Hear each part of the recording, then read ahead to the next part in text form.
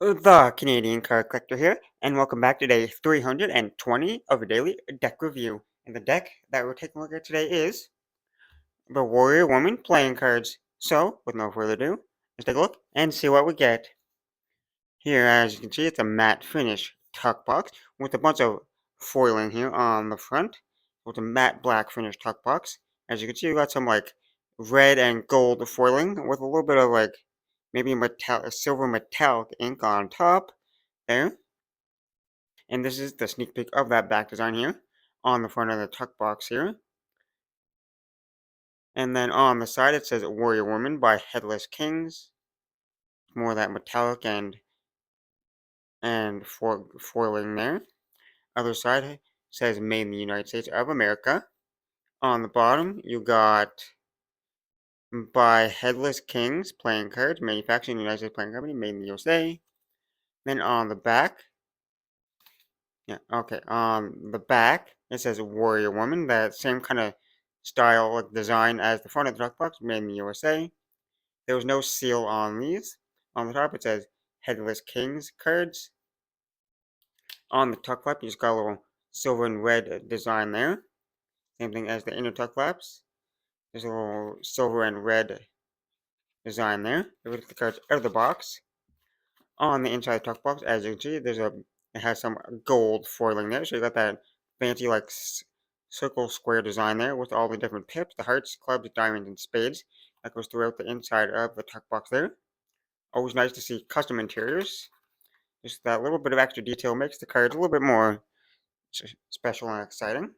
But now for the cards you get with the deck, and we'll start with the back design here. So we have that red, gold, and silver metallic inked back design here. The black like background here, and the standard white border going around. As you can see, you got that circle design with the gold swords on either side there. Then you got the gold pips on both sides there. And you got like the silver lines there, and then the red detailing within there. And it is a mirrored back design, so we flip it over. Same design in both directions. But now for the cards you get with the deck.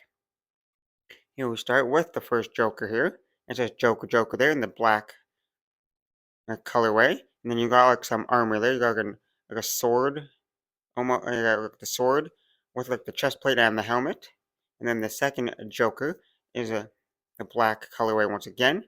The same thing, kind of was a sword and a different chest plate and a different helmet. And then you actually get 4 Jokers in this deck. You get 2 red ones and 2 black colorway ones. And they're the same kind of design and concept, which is Joker there in each corner. And then it's the sword with the chest plate and the helmet there. Just all 4 different style of those armors. Then you got that custom Ace of Spades there. What's that like detail kind of like medieval kind of style, almost like design kind of design there. And then you got that kind of like more simpler kind of designed for the spades here. There was that little detailing within them. So they're fully custom. You got those custom number pips there in the corners. And then the Jack, Queen, and King of spades here. Since this is called Warrior Woman, all the core cards are different women there. And they have their names on the sides of the cards here. So I probably won't be able to pronounce them all the names. So yeah, some of them are kind of weird and hard to pronounce names. Like this one, I can barely even say this one, like Tom Years. And then you got Zemobia. And then I'm not even gonna pronounce them because I can't even like pronounce half of these. And they have that kind of like brownish, kind of like textured background in the back there, and they're highly detailed kind of like designs there. Then you got the Ace of Diamonds here, and that's another custom Ace of Diamonds as well. And then you got the highly detailed diamond pips once again there. That kind of old school medieval kind of feel to it. That goes throughout the rest of the diamonds. It's a dark red colorway. And once again, the diamonds, Jack, Queen, and King of Diamonds. 3 different warrior women once again. They're all in armor, and they all have some kind of sword, and they have a red background this time instead of the brown like the spades did. And they all have their names on the side in the red colorway. You can see all the names here a little better this way. And then you got the clubs, Jack, Queen, King of Clubs, three more warrior women once again, and all their names, and the brown background.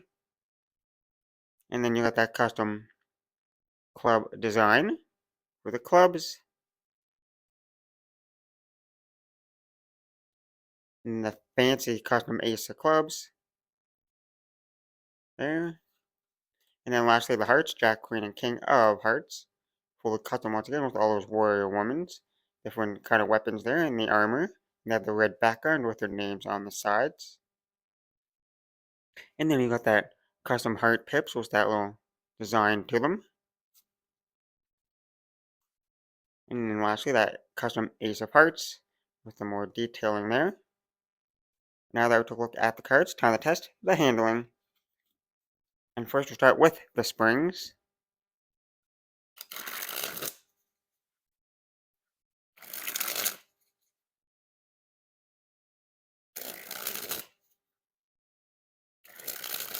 And I'm gonna say they're pretty nice springs.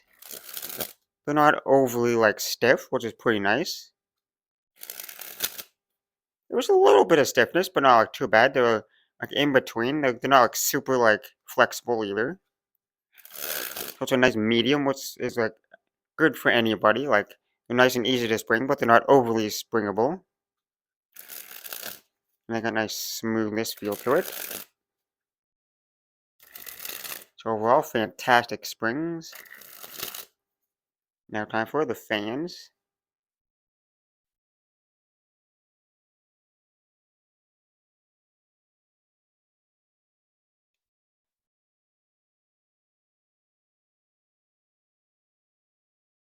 As you can see, they spread pretty evenly. You can see most of the pips and numbers.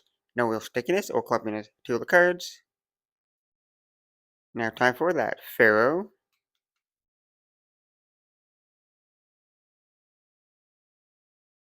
Super smooth fair there, and they interlock away pretty nicely. Now for that giant fan of the back design.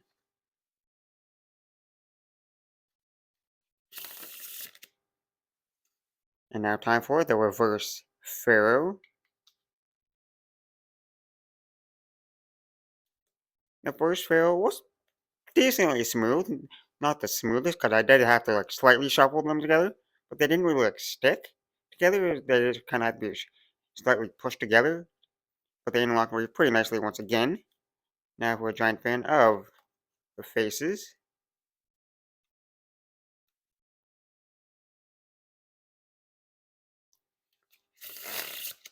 And now time for a wiffle shuffle or bridge shuffle.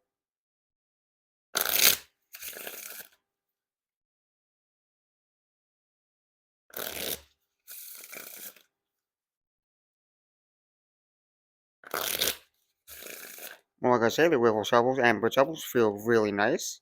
They're pretty smooth and consistent, no real issues. There. Even there, I almost slightly messed it up, but they still worked. So they're nice and smooth wiffle shuffles. No issues there. Now time for a few packet cuts.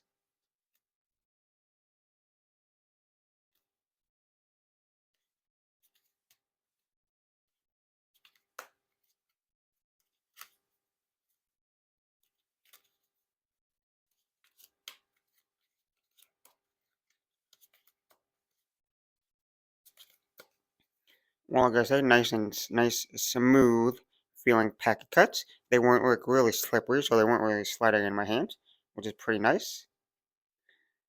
Well, they pack it pretty good. And just as I said, they're not really slippery. The worm always slips out. But that's one of the, it's half the time, like, it's like a 50-50 whether the worm actually is going to have the cards slide out of my hands or not. But they still are pretty decent for other packet cuts. Like, they're nice and smooth, like they work.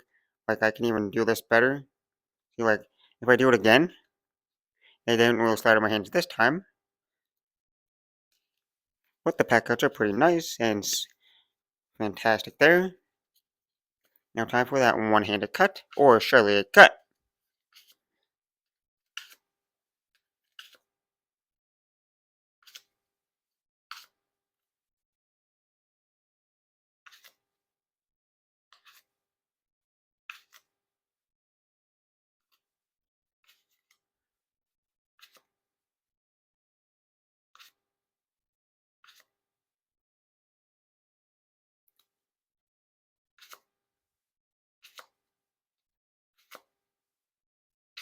And now time for the dribble.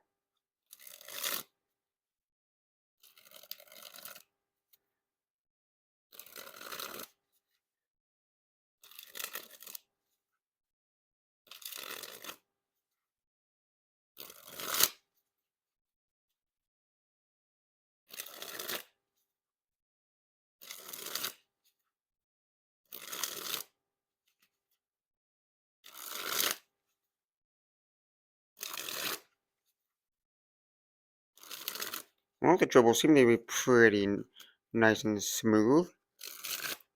There.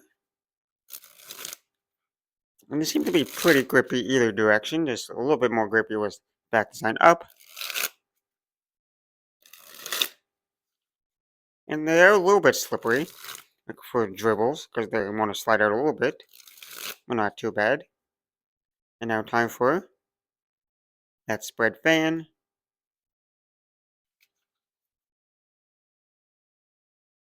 And lastly, spread the cards on the table. Well, I'm gonna say it's a pretty nice deck of cards once again here. There, you got that nice back. That was all that kind of metallic ink there, which is nice to see. Different colors of metallic ink there. Lots of metallic ink, but still a pretty nice design there. They all mix well together, and then you get the fully custom faces here, where all the pips have that kind of little different artwork, like design work within it. And then all the core cards are different women. So it's always nice to see decks that aren't just like have like that represent just women there. Pretty interesting to see that. But overall, a fantastic designed deck and well illustrated with that nice artwork of all the different women on there on those core cards. And then for the handling, which you just saw, they handle fantastic. Like they got that medium kind of stock to it. They're not super stiff, but they're not like super like flexible and loose at the same time. So they got that in between, which is a fantastic medium for the cards. Because they're made in the United States by the United States Plate Company. So they have that air cushion finish quality to it. So they will handle fantastic.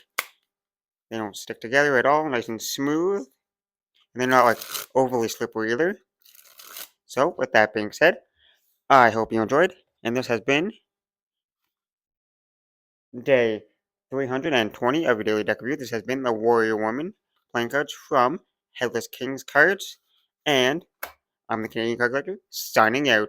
That's the video. Thanks for watching. See you next time. Bye.